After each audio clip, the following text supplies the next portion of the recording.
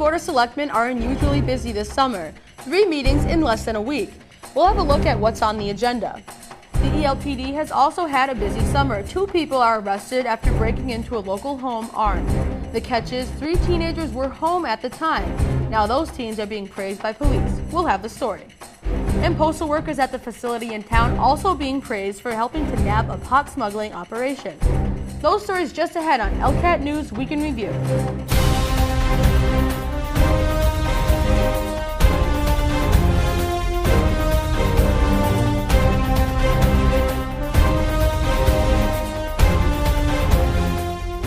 Summer is usually a slow time for the East Longmeadow Board of Selectmen. Not this summer. In less than a week, the board has met 3 times with a 4th scheduled August 11th.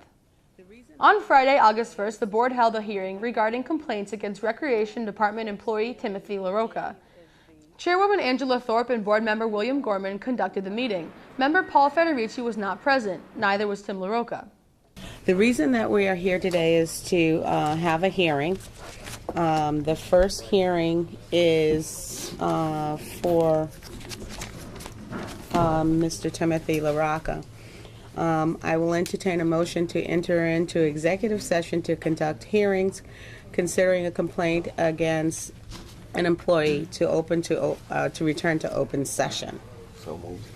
And I'll second out of necessity. All in favor? Aye.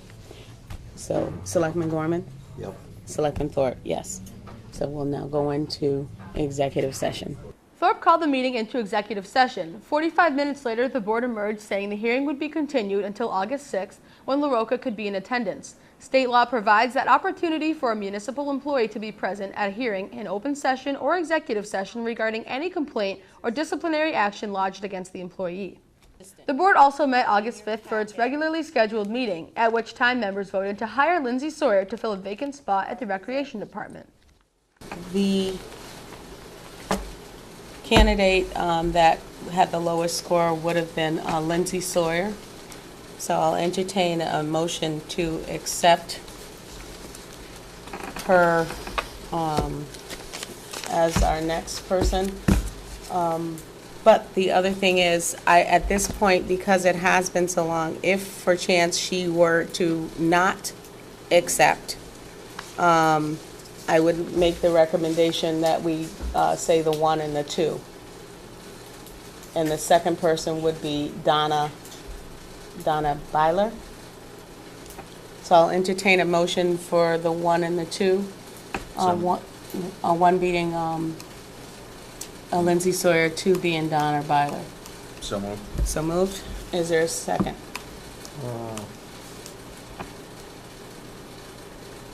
Yeah, the second. A second, okay. Is there any discussion?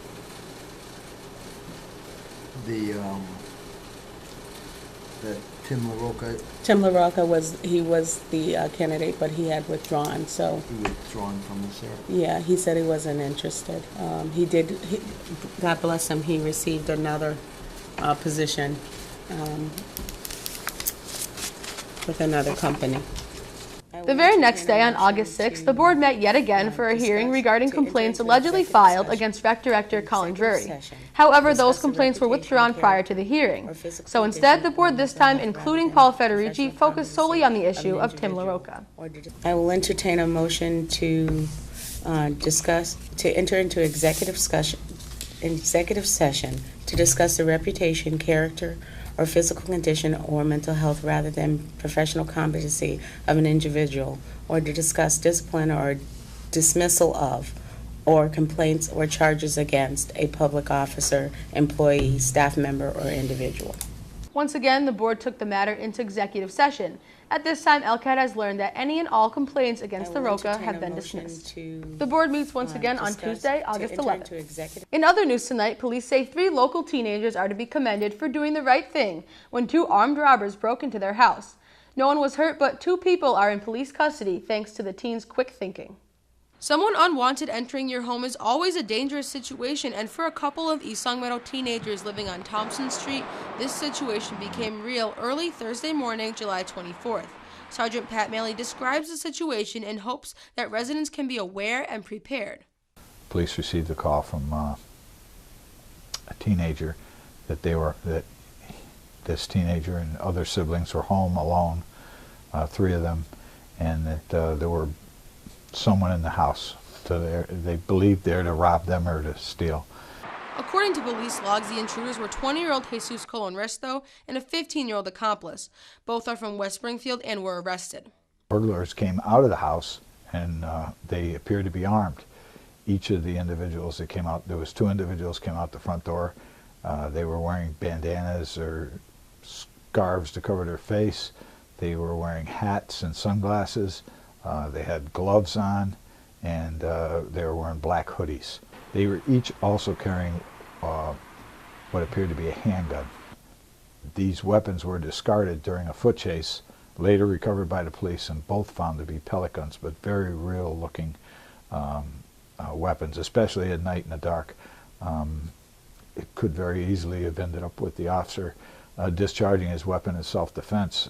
The 2 individuals were detained and arrested on charges of armed burglary and carrying a dangerous weapon. The guns, although they were pellet guns, appeared to be very realistic, a common tactic for burglars. Manley says if there is ever any suspicion of a burglar in your home, you should do exactly as these teenagers did and call the police. A busy few weeks at the ELPD. Police made a big marijuana bust thanks in part to members of the United States Postal Service at the East Longmeadow facility. Once again, we talked to Sergeant Pat Manley. The postal authorities had a package that had come to their attention as being out of the ordinary, and they followed their procedures, and they had the state police bring in a drug dog to sniff it. And when the package was reviewed with the state police drug dog, the dog hit on it for drugs. That's right, 8 pounds of marijuana were discovered in this suspicious package, which was shipped from California to East Longmeadow. Police Sergeant Pat Manley explains that after a few steps were taken to get a warrant, the drugs were seized. The individual is identified and will be charged with possession of marijuana with intent to distribute. But what caused postal workers and police to become suspicious? There was some indication from postal authorities that there had been a number of packages delivered to this location, and the location was a postal drop on North Main Street, not a regular residence or business. So it was going from the post office to a post office box, and then somebody was coming and picking it up. That in itself was a little unusual, but why not just pick it up at the post office? The investigation most likely will not continue much further on a local level. Postal authorities, though, could attempt to try to track back exactly where the package came from, and in conjunction with police, they could find further information on this case. Another story from the East Longmeadow Police Department, Sergeant Manley also reports that a 32-year-old West Springfield man by the name of Yuri Saichev is charged with stealing 3 rifles and ammunition from an East Longmeadow resident on Prospect Street. Police responded, investigated, and one of the things they were examining was he had contracted with a lawn service to maintain his lawn, and the lawn service employee had seen these guns in the garage while the homeowner was there, and had engaged in conversation with the homeowner about the weapons, and had actually handled the weapons with the homeowner present. The homeowner then found Saichev in his driveway the following day, claiming to be offering some kind of free service. Once noticing the missing weapons a while later, the homeowner called the police. After doing a background check, police discovered another arrest of Saichev for the possession of ammunition that was linked to the break-in. The firearms still have not yet been recovered. The Elm Street reconstruction project is entering its final phase. The Department of Public Works says the project is on time and on schedule. The DPW wants to thank local drivers for their cooperation and patience as it works to complete the roadwork. The project includes a stretch of road from just north of Stacy's Cleaners at the Rotary all the way down to Elm Street on the Springfield line. Several side streets off of Elm Street are also getting upgrades. The intersection of Elm and Maple also received upgrades to the traffic light system. Officials say the entire street should be done and open for business by the end of the month. The tennis court project at East Longmeadow High School is also winding down. If you've taken a drive past the construction lately, you've no doubt noticed that the new fence and first surface layer is complete. The Department of Public Works says next week the fence will be complete and the final surface will be laid. The target date for the courts to be ready for action is September 1st. It's just one project after another. Now we move on to the Pine Knoll Pool. As you've heard right here in ELCAT, the brand new facility has been up and running all summer long to rave reviews. Earlier this month, the Recreation Department held a grand opening. Ladies and gentlemen, welcome to Pine Knoll. With members of the Recreation Commission, the DPW, and town officials behind him, Recreation Director Colin Drury kicked off the grand opening of the brand new pool at Pine Knoll. Today we'll celebrate history, hard work, support, education, and the future. Pine Knoll has been a Western Mass landmark since the late 50s. In 1958, Coach Sylvia put the final touches on the pool, and with his wife Ruth, started the Pine Knoll Swim School. Dozens of residents also turned out to christen the new facility, including the family of Coach Sylvia and the rec director from that time, John Whalen. Drury had much to say about Pine Knoll's roots and how the tradition continues today. Fast forward from 1958 to 1996. This is when our town, during tough economic times, banded together to purchase this great asset for our town. And under the direction of John Whalen, who is here today, the Director of Recreation at the time, a program began. That program has grown and now fills over 2,200 program spots each summer. And at the center of that program was Coach's Pool. This is where the all good things must come to an end part of the speech happens. So I guess all good things must come to an end. Coach's Pool began to warp, leak, and needed constant maintenance. But this is after 55 straight years of service. The pool was 2 years in the making, from approval at town meeting to use community preservation funds to actual construction, which began just months ago. And after 2 years of work, amazing support, and some great people, this pool you see today was built. It took the support of the DPW, the Recreation Commission, the CPC funding, long hours, and of course, the correct budget.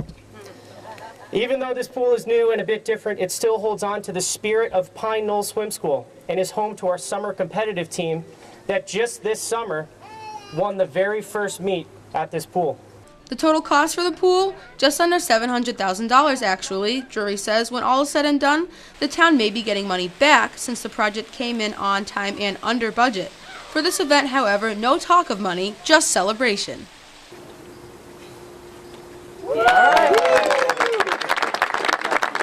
The new pool has a record amount of family memberships this year. Drury invites residents to come up and check it out for themselves. Well, that'll do it for us tonight. Thank you for watching ELCAT News Week in Review. I'm Alexi Cohan. Until next week, good night.